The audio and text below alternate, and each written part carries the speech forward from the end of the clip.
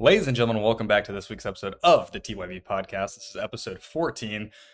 We missed the last 2 weeks, but we're here now. We're excited. You're excited. Call us McDonald's because we're loving it. Wow. What an intro. No sponsorship. Episode 14? 14's a great number. You know why it's I know someone in the NBA who might agree with you. That's what I was going with. Well, there's two people. One historically and the other one active. Very active. He's still at large. Yeah.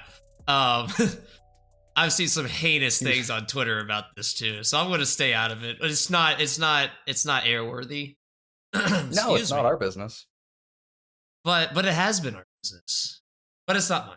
But it is. But it's not. Anyways, Ryan, good to have you back. Hope you had a great Thanksgiving week.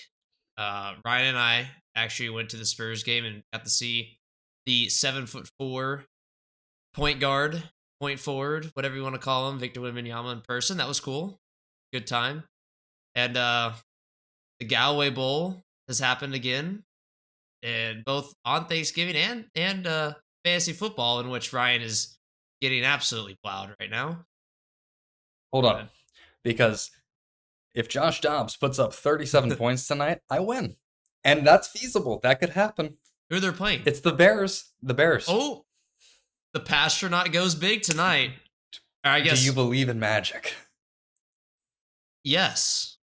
I believe in Josh Dobbs' magic. Sure. Yeah, so stay tuned to that. We're doing a Monday episode. We're uploading on Tuesday morning. And the main reason... For the... Yeah. The main reason why we want to do that is to keep it. We want to talk about the college football playoff bowl. But I want to talk about real quick,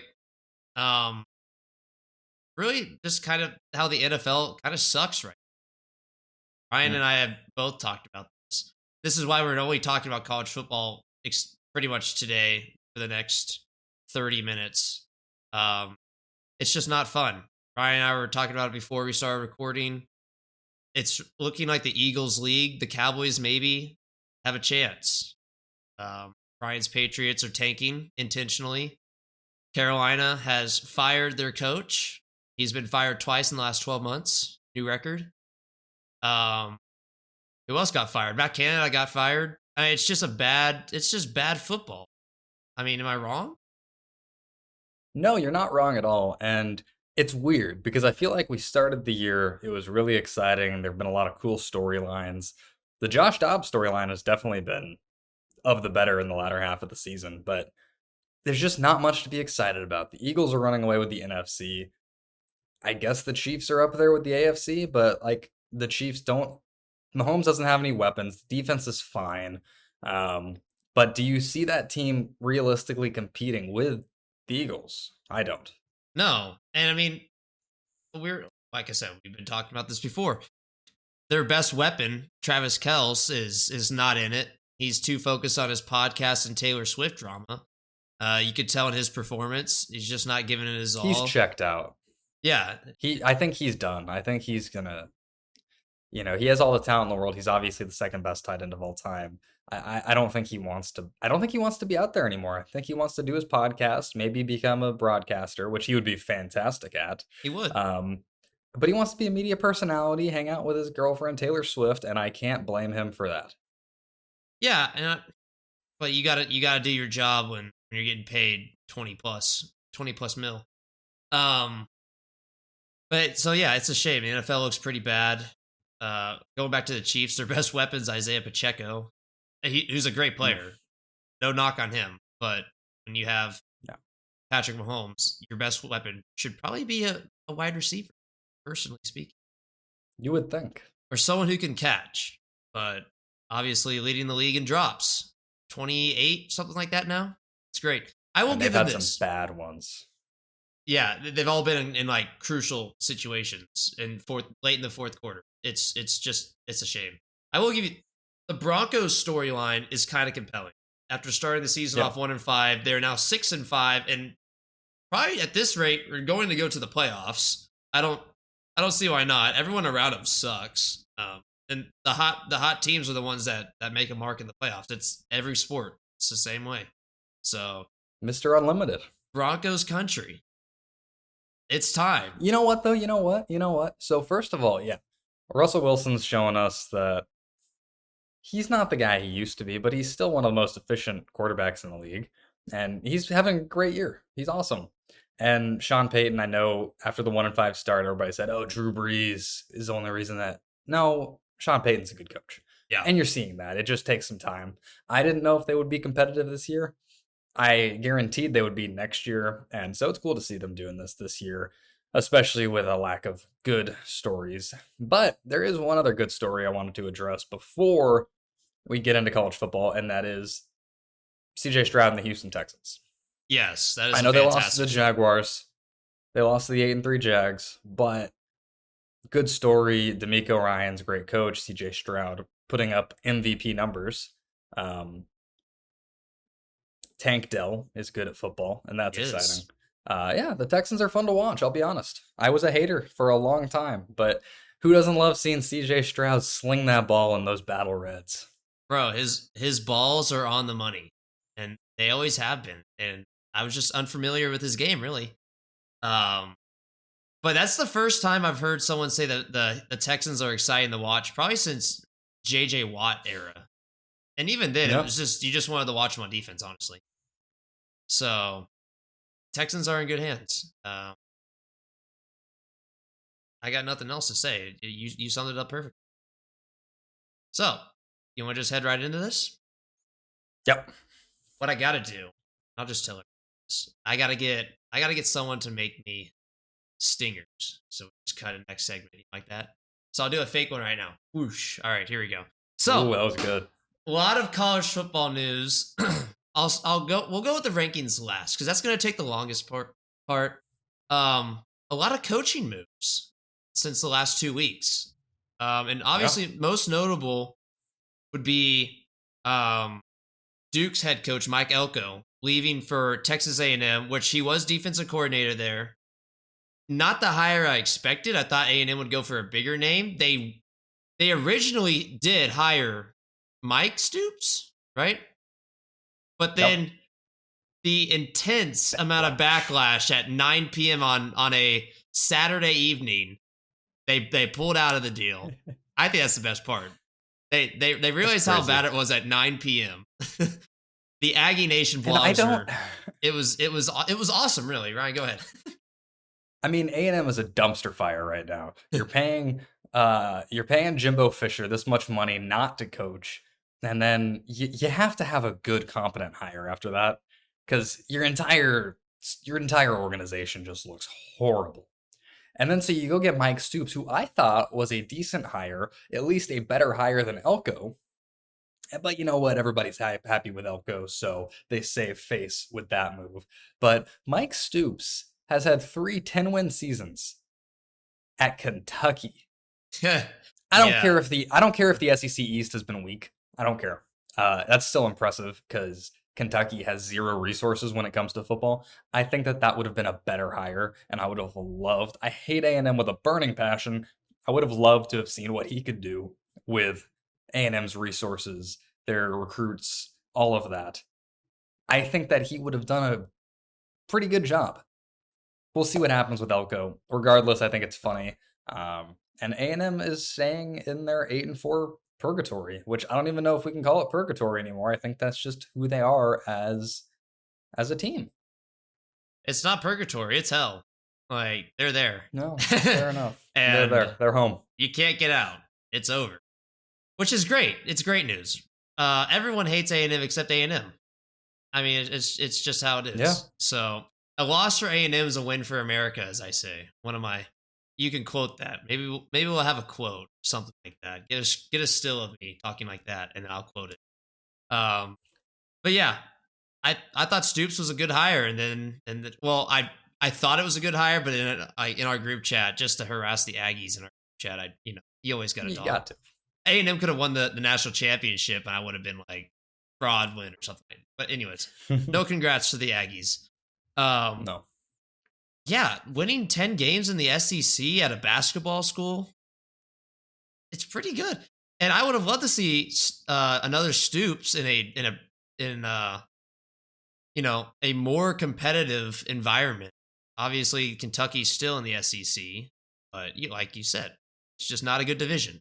They have Vanderbilt, they have who else? They have Florida, so not a good. But Georgia's there. Anyways, next, Oklahoma's OC is now at Michigan State. Mississippi State, sorry, not Michigan State. Although they do need a hire, don't they? I think. Who? Anyways, Michigan State needs a hire, don't they? Michigan State hired Oregon State's coach. That's right. That's what I was thinking of at first. Anyways, all right. So good hire for Michigan State. Not gonna lie. Anyways, Oklahoma's offensive coordinator is now at Mississippi State, filling Mike Leach's shoes, those are some big shoes to fill. I mean, Oklahoma has always had a great offense, and so I think this is a great hire for Mississippi State. They just need to find the right defensive coordinator to lock that down. Mississippi State could be maybe not next year, but in 2 years, a 10-win team in the SEC fighting for a championship, especially with the new conference realignment. It's anyone's game now. Starting next year, it's anyone's game. So, what are your thoughts? Yeah, no doubt. I mean, I like the hire a lot. Obviously, Mississippi State was put in the most difficult position that a school could be put in, rivaling SMU's death penalty. Their coach died, and they didn't. What do you do, right? And you got to feel terrible for their quarterback, Will Rogers. I know he's transferring now, which is good because under Mike Leach, he threw for like 35 touchdowns a year. This past year, he threw for like 10. Terrible. Feel bad for the guy, but wherever he goes, I think he's gonna do something special. But yeah, I'm excited. I wanna see it work out because that's so tough to come back from, and what a great story that'll be. Yeah, 100%. And you know who I think? I think Will Rogers probably goes to A&M. You think so? Yeah, new coach. Well, It's a new era for the Aggies, and who better to start it off than one of the better quarterbacks in the transfer. I don't know what the crystal ball says right now. I know they got like 24/7 Sports got that, but I didn't check. But I think he'd be a good fit for A&M. But yeah, it like you said, you can't plan. There's no contingency plan for a death of head coach. So, but good for Mississippi State. That's a good hire. OU's always had a great offense. Levy was also OC at Ole Miss and UCF when UCF claimed their national championship. So, I think it's good. Anyways, moving on, I want to talk about one more thing before we get into the nitty gritty. Where'd it go? I'm not prepared. Great. I mean, we weren't prepared very, very well. Oh yes, it was Big 12. Houston fires. I don't know how to say it. Holgorsen after 5 years. Dana Holgorsen. Holgorsen. Thank you, Ryan. Go ahead. Since you know how to pronounce his name, I'll let you start it off. It's an interesting case. He did a lot of good at West Virginia, and then did a rare move of voluntarily leaving West Virginia and going to a Group of 5 school, coaching them pretty successfully, and now they're in the Big 12. And I don't know. I thought that Houston was going to be upper tier of the Big 12 this year. They were clearly not. They have a great quarterback, and I thought that they had some exciting plays. They obviously lost a lot of really close games this year, also to Texas. But I don't know. I'm not surprised by it. I didn't think it was going to happen, but I just don't know where they go from here. I don't know how sexy the Houston's job is. It's really not. I mean, it's a plus you're in the Big 12, but even so, people want to be in the Big 12 because they're facing Texas and OU, and now that's gone. Yeah. I just think that when you fire a coach, unless it's a total dumpster fire of a situation, if you fire a coach, you have to have one or two people in mind to take the job, first of all, but also like a guarantee that someone's going to be better. I don't know if they're going to find someone better than Holgorsen. No, they won't. So I don't get. I'm kind of scratching my head at that one. We'll see. We'll see what they do. It can only go up, really. I mean, I guess it Yeah. could get worse. 4-8. I What guess they you finished could 5-7, 4-8. 4-8. Yeah. I guess you could get worse, but it's going to be pretty hard in a less competitive Big 12 now. No. But we'll see. Deion's in the Big 12, so maybe Deion's in the Big 12 now. maybe Colorado will do better. And everyone's saying Deion, that was a bust of a season.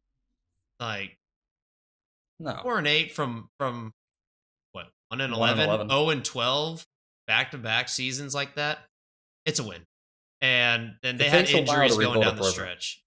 They had injuries going down the stretch. They have two of the best players in college football, but they also had the worst offensive and defensive lines in college football.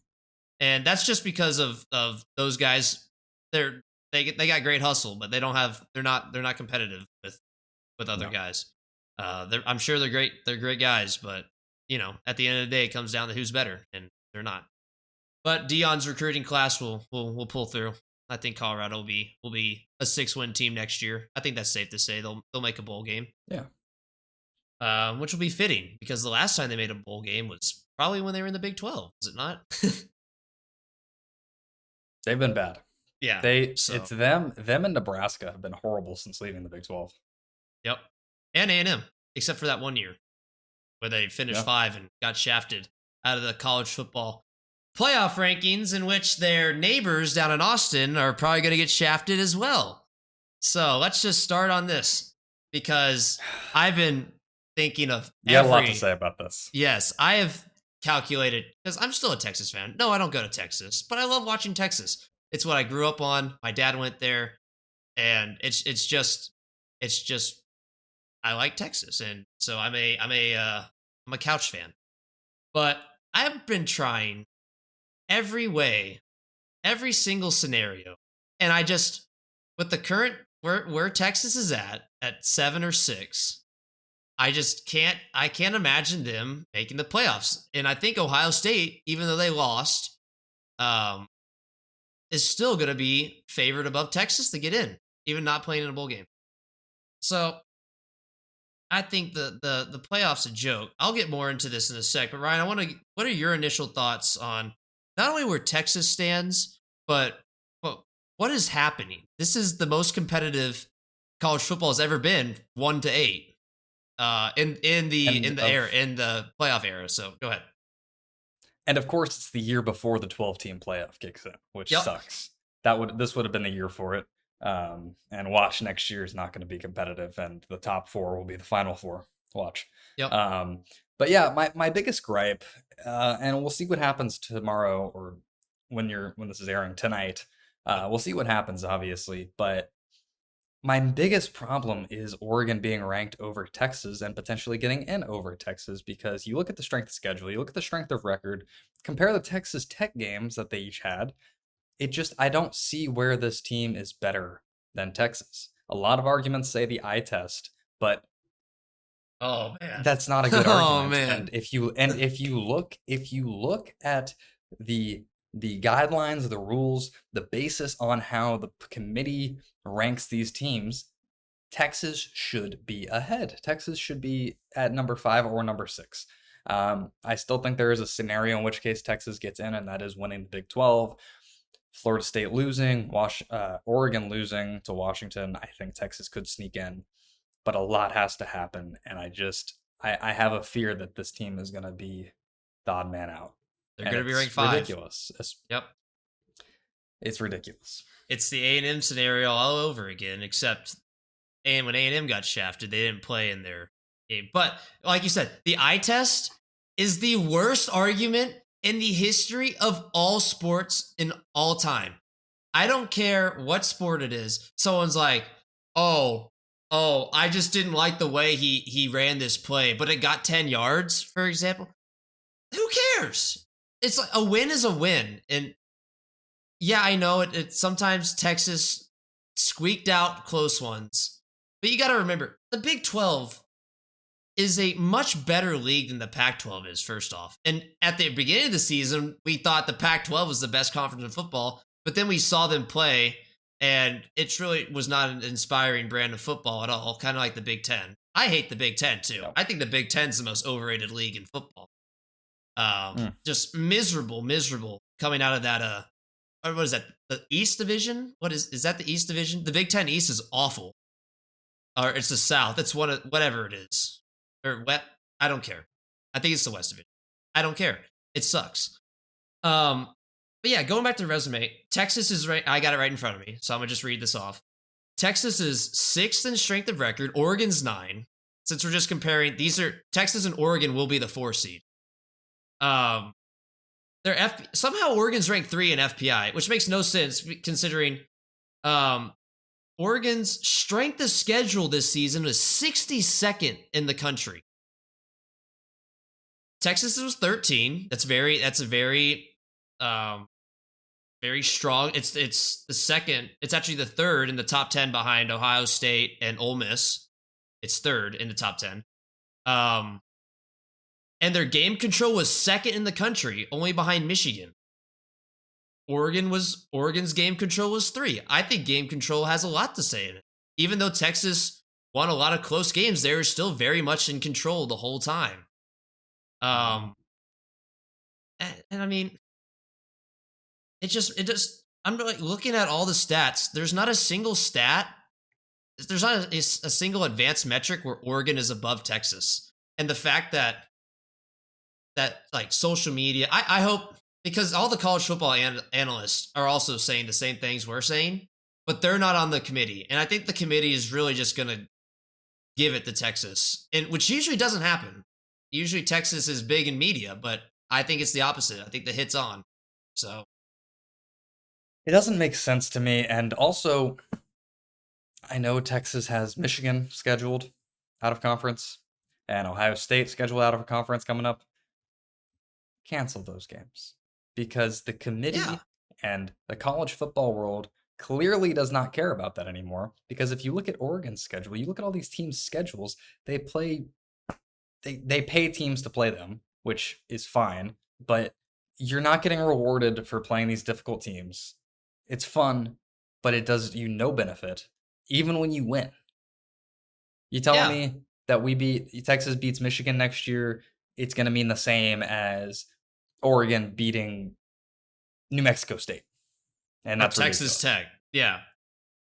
Like, why play those games? Alabama should be pissed more than anyone, because the reason why they're not number 1 in the country right now is because they lost to Texas, and they lost embarrassingly. Mm-hmm. So, if I'm Alabama, I'm like, well, why did we invite Texas to come to our home field, beat the crap out of us, and now we're sitting underneath them? We're not going to make the playoffs because we opted to play one of the better teams in the country. It makes no sense. And Texas won't make the playoff either. Nope. It's exactly a lose-lose for both teams. Oregon's toughest out-of-conference game was Texas Tech. Granted, it was at Lubbock. Also, it was not 100% capped. I saw a video. There were empty sections at Tech. They did not want to see Oregon, which I thought was hilarious. But they won 38-30 on a last-minute play. They actually were losing headed into the 4th. And I clicked on the video, my bad. They outscore Tech 20-3. So where's the game control in that? I don't get the game control metric for this one, how this was graded. And then the same team, and Tech was on a winning streak, on a 5-game winning streak going into that. Excuse me. I'm very passionate. And Texas puts a 50 egg on them. I mean, same team. Granted, there's probably an extra injury. Texas was injured too. Texas is missing the best running back in the country. They're missing, which shows you Texas's depth is so much better over any other team really in football, I think. I think Texas is the most deep team in the country. I mean, and the fact that people saw that and they're like, oh, you can't compare the two. It was too no. It's a shame what's going to happen. And I know it's going to happen. It's just, and this isn't even as a Texas fan anymore. It's really a shame of we're letting these people in charge. Pretty much ignore game results and outcomes from weeks 1 through 6, and we're letting them make decisions about things that change careers. Really, if you think about it, Yep. not only is it going to a playoff good for fan base, it it'll lock in Steve Sarkisian's job forever, pretty much until he well, they did fire Mac Brown, hell, but it makes you pretty safe for at least 10 years. So I Yep. mean, Ryan, continue this while I take it. Okay. Well, excellent job. I thought you hit on a lot of good points and made some compelling arguments that they don't care about at the end of the day. I mean, it's ridiculous. The 12-team playoff will definitely aid in this, but you're seeing the same problems we saw why we got away from the BCS system and all these other systems. It's like, what else do you want Texas to do? Do you want, yeah, Texas was one defensive stop away from beating OU and, not even having to worry about this. So shame on Texas for that, I guess, Yep. Yeah, you lose, your one loss is in your big rivalry game at a neutral site by 4 points on a game winning play. Okay. Oklahoma still went 10-2. That's not a bad loss by any stretch of the imagination. And you can argue that Texas dominated that game, even though that was their worst played game of the season. I don't understand. I don't get it. And I guess we'll see what happens tonight, but it's wild. Yeah, and I mean, Texas was the better team for at least the first half. Even they were losing because bad turnover. They had a bad turnover that gave OU 6, and then a lot of penalties. So very sloppy, right? And you know what? Texas was punished for playing sloppily. They dropped the what 9, Mhm. but the fact they only went from 9 to 7 while winning your next 8, or what? That was game 6. So winning your next 6 in a row and you only went up 2 spots. Yeah. It just doesn't make sense. Crazy. And Washington shouldn't even be in the conversation. Let's be honest. The fact Washington is at 4 makes no sense. Washington has scraped by Washington State now. What? Well, I have it right here. Washington has scraped by Oregon State. Was a tough one. I'll give them that. Oregon State's a good team. Washington State they scraped by. They scraped by Utah. Utah's not good. They scraped by USC. They suck. They barely beat Stanford. That's ridiculous. 15-7 win against Arizona State. They beat Arizona by 6. I mean, their best win's obviously Oregon at home. And the fact Oregon lost to that team should hit them too. I just don't get It's it. laughable. It doesn't make sense. I don't understand. I don't know what the agenda they're pushing is. It's ridiculous. It's very ridiculous. And then you look at Texas. Texas consistently plays the level of their opponent. And you're not telling me that Texas isn't going to be able to put up a fight or beat any of the top 4 teams right now. They beat the best team in the country. I think Alabama's proven they're the best team in the country. I know that Auburn's like an OU game, which is why I give grace to Washington for Washington State. But Bama's been playing the best brand of football in a while. Mm-hmm. I mean, just dominating everyone they've played since that Texas loss. And they did scrape by A&M, but Kyle Field, I'll give them that. They've had a hard schedule. So the fact that the playoff right now is SEC, Big Ten, Pac-12, Pac-12, Big Ten, ACC, Big 12 is kind of stupid. What's the point? Yep. Which is why Texas is going to the SEC, because I guarantee you they were afraid something like this was going to happen. And it's a real shame losing to OU and OU getting shafted by BYU, because I think if OU plays Texas on Saturday and Texas redeems that loss, I think they're a guaranteed spot. But now they're playing number 20 OSU. It's over. I mean, this is not a competitive Need game. to make a statement. They got to win by 50. You know what though? It adds to the amount of ranked teams they've played. which is a lot more than a lot of the other teams. They have what, 4 ranked wins? 1, 2, 3. They're going to have 4. Oh wait, no, this is current. Are we going to count? How are we counting ranked? Ranked now or They're ranked ranked when at the they're time we ranked at the time beating. 1, 2, 3, 4. Yep. Iowa State was ranked at the time. Iowa State should not be. Yep. Oh, Doesn't matter. but Doesn't feed it doesn't matter. That's and we're playing the same narrative with Oregon too. Oregon has 1 ranked win, and that's OSU, Oregon State. At the time they played, if I believe, am I right here? I think so. They played Utah. Yeah. So yeah, they have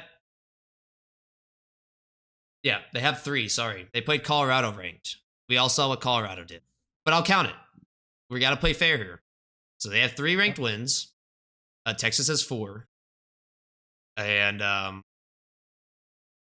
obviously their loss is better at Washington. That sucks, but there's really no other argument. I guess the reason they want the Heisman in the playoff, and that just really occurred to me, which sucks. Good job, Quinn. Really nice weeks 4 through 8. Good job. It's just a shame. There's not much else to say here. With that being said, let's give our top 8, and then we can agree on what the top 8 will look like tomorrow night / tonight. So Ryan, you start with your top. What are your top 5? My top 5 right now are Georgia 1, Michigan 2. This is where we start complaining. No. Because 1 and 2 are consensus. 1 and 2 are consensus, and that's easy. That's tough because I want to be fair. So I'm gonna go ahead and put Washington at 3, Texas at 4, Alabama at 5. Yeah.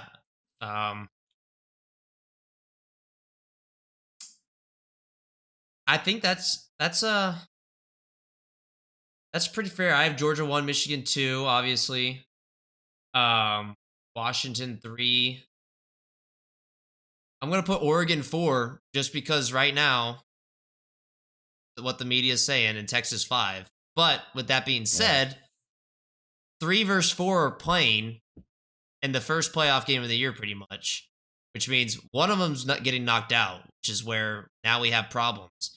I'm completely fine with leaving a 13-0 FSU out. I'm not gonna lie. I don't think it'll be a good game. Which I think FSU is gonna win, which really sucks too. But if FSU wins, Oregon's not getting in anyways, so it won't be unless they beat Washington. So then it won't even be a problem. The top 4 are set, obviously, if they all win this weekend, which could happen. But personally, I'm fine with leaving an undefeated team out. We did it with UCF. Let's do it again. The ACC's not good. FSU will get rolled by Georgia, like TCU did last year. Mm-hmm. It won't be fun. Everyone will be turning off. If you want great media, if you want a great game, you're gonna put Georgia versus Texas, round 1. Sugar Bowl rematch of 4 years ago. First off. Also, Texas is the most hated brand in the country. Everyone wants to see them lose. And that'll be a competitive game for 4 quarters. Mm-hmm. Yep. Which is Sark's got to do some lobbying. For sure. So I'm fine with leaving a 13-0 team out. Ryan, what do you think? What do you think the top 8 is going to look like tonight? What I think it is going to be Georgia, Michigan, Washington, Florida State, Ohio State, Oregon, Really? Texas, Alabama. You don't think Ohio State takes a big hit? I mean, they lost to Michigan, but they're not playing I think that there. they just dropped to 5. You think they'll drop again? You think they'll drop again once the championship week comes? Maybe? I don't know. It's weird. I don't understand what they're doing. I'm trying to think like them, and it's tough. Yeah, I think that's what it's gonna be. I think Oregon, Texas, and Alabama will stay behind Ohio State. That would be something. It is the AP. It's close between them, and the fact that it's not close between Texas and Oregon is really concerning. Mm, And the gap between Texas and Alabama is even larger. So obviously Alabama's done, which sucks for them. yeah. But Mizzou's at 9. I think that's awesome. Anyways, we're not talking about them. There's a huge gap. 1 and 8. It's 1 and 8, and then it's like my arm goes way up to the ceiling, and then it's 9 through 25. Yeah. So yeah, I think Ohio State will be 6, Oregon 5, but they'll still be above Texas. They'll get bumped down again after championship week, I believe, because they didn't play. Yeah. Which is why I'm looking forward to a Big Ten realignment, because I think they need to put Michigan and Ohio State in opposite divisions. Still play on rivalry week. Can't say that word. But, worst case scenario, we get back-to-back games. Yeah. Which is fine. I think that would be good. I think Yeah. that it's good strategy. It's like a playoff series, really. So I'm fine with that. I think that's cool. You got any other thoughts on this? I don't think so. It's just whatever happens. There is no winning scenario for the committee this year. It's gonna be tough unless the conference championship week solves a lot of the issues, which there's always a chance, but I don't see that happening. So what do you think? What do you think happens if Alabama beats Georgia? I think That's an issue. I think you have to put Alabama in first of all. Yeah, that's a huge problem. They might keep Georgia in. I don't know. That's scary. I don't think we want that to happen. Well, that's worst case scenario for both Oregon and Texas. So because I would say if you put Alabama in, there's no way you don't put Texas in. But it's clear I have no idea what I'm talking about. Apparently, yeah. Obviously, we don't know. Yeah, the committee knows. The people who have never played. I mean, I've also never played, but I know I watch more football than those morons. Those guys wake up, check the scores, and then vote. All right. As a diehard fat ass who sits on his couch from 11 to 11 on every Saturday during the fall, I believe I have a great feel for the game of football. Oh yeah, there you go. Put him on the committee. Let's both go. Yeah. Me representing ACU, who's going to the FBS in a few years. So can't wait for. I'm free Tuesday evenings. So. That's what I'm saying. Like, I am too. I'll put on a tie, join the Zoom call, give my vote. So I'm going to throw this situation at you. Georgia loses. Iowa upsets Michigan. Oregon wins. Top 3 are down. We're going to throw this one. Texas loses. This would be like the most chaotic. What happens if those 4 teams lose? If you're looking at the standings. Oregon, 1. Okay. Florida State. Ohio State. And Alabama. Missouri. Well, Alabama won. Alabama beat Georgia. You're gonna throw Missouri. Alabama. Yeah, Alabama. Terrible. Unfortunately, there is no situation where our lovely friends out in Missouri can join us in the college football playoff. As much as that would be the greatest thing, unless Florida State lost. It was a good dream. If every one of the top 4 loses, and Texas loses, Oregon, Ohio State, Alabama, Missouri would be the worst playoff. I would not watch. I would simply not watch. I promise you, I wouldn't watch. I would watch. I would Missouri, watch for you got a parody. fan right here. Yeah, that's true. I would go buy some Missouri merch. Honestly, I still might. Yeah, there I you like go. the Tigers, but yeah. Anyways, lastly, and we'll wrap this out. Wrap this up. I got sayings mixed up. Friday, the game we've all been waiting for. Oregon, Washington. Who do you got? Oregon's favored by 9.5. I have Oregon. I think Oregon's the better team. Head to toe, I think that Washington really fell off. And give me the Ducks to avenge their loss. Yeah, which is what Texas needed. I think that's gonna put Oregon over Texas ultimately. Thanks BYU. Mormons. All right, starting off championship Saturday, big one. Texas, Oklahoma State. Texas a 14.5 favorite. I think Texas wins by 30. That would be a good statement to kind of tell the media, like, hey, we deserve to be in. I think Texas has to win by 30 plus in order for a shot. If it's close, it's over. Like, good job. You won the championship. That's a great step in the right. Excuse me. Ew. That's a great step in the right direction. Especially after 2 years ago, Sark's first season, they went 5-7, 4-8. Yeah. So 5-7, yeah. it's a great start. Third season winning the last ever Big 12 championship. It's a good win. So moving on. 3 p.m. Georgia, Alabama. Georgia by 6 is what the odds makers are saying. I like that. I think Georgia wins a close one. You do. I think Alabama has. I do. I want to say Alabama, but Alabama's shown me some weaknesses, some lack of discipline.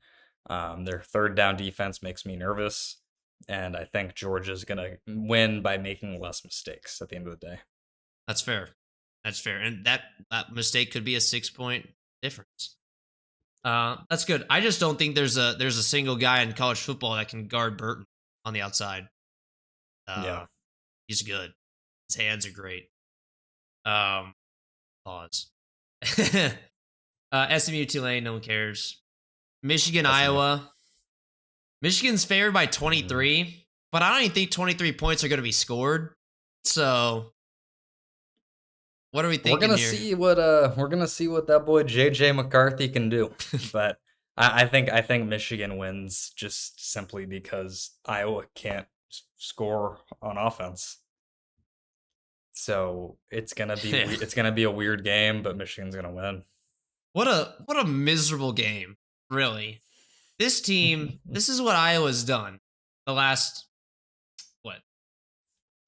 Big Ten play. They put up a 0 spot, 26 points, 20, 15, 10, 10, 22 against Rutgers. Did I mention Rutgers? 15, 13 against Nebraska. Goodness. Miserable. There's no way around that one. So yeah, Michigan wins, but I pray I pray the Hawkeyes have something in them. Maybe Deacon Hill can get over the 1,000 passing yard mark. God. We're 13 games in, or 12 games in, he has not passed 1,000 yards. His QBR is 21. Miserable. 5 Absolutely touchdowns. miserable. Eric All is going to play on Sundays. Unfortunately, we won't know how good he is until he plays on Sundays. Yeah, just absolute disaster class. And then lastly, FSU and Louisville. FSU's got a full team. Louisville's got a full team. FSU obviously without Jordan Travis. FSU's favored by 2.5. Who do you got? I have Louisville. Okay, I like that. I think FSU is going to win. Sadly, I'm rooting for Louisville. Obviously, tell me, why do you have Louisville? Well, I think that Florida State sucks without Jordan Travis, and I think that I'm not a Rodmaker believer. Um, and I think Louisville is weirdly going to be the better team on Saturday. Florida State barely escaped a generationally bad Florida team, and I don't care if it was in the swamp. Um, I just believe in magic. I believe that Louisville's going to do it. That's fair. And Louisville would have had a shot at the playoff had they not absolutely screwed the pooch against Mike Stoops. Yeah. But yeah, Kentucky's not that bad. I mean, they're not good, but yeah. I mean, it's just They were good 'cause enough. it goes to show you that the ACC is just by far the worst Power Five. It's Yeah. not even close. And the fact that we have someone, I don't care. Like I said before, I'm fine with leaving a perfect team out because their level of competition's been trash. But at least not at least compared to the ones we're talking about, the top 8. Yeah. So I mean, like FSU, good job.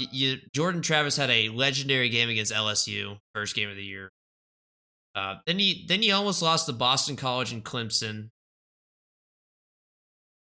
You almost lost to Miami. And just not an inspiring record. Like I said, a win's a win, but at some point you gotta play up. But I think that's good. I think that's a great talk.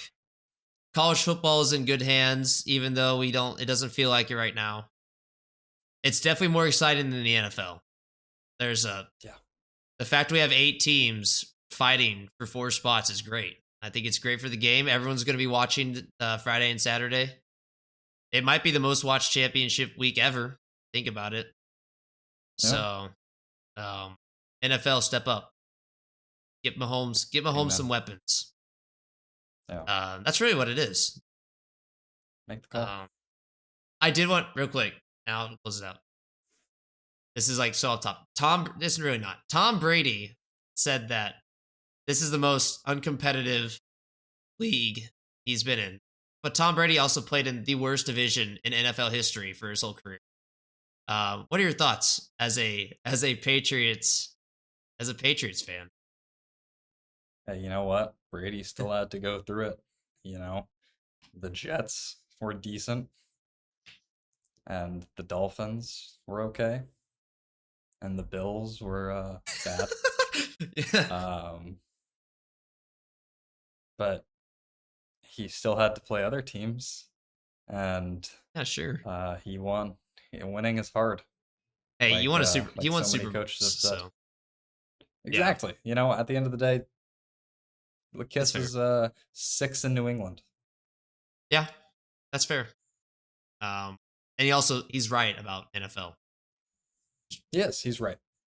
Now he was in an easy division for the majority of his group, but that doesn't matter because he got to the playoffs and he won.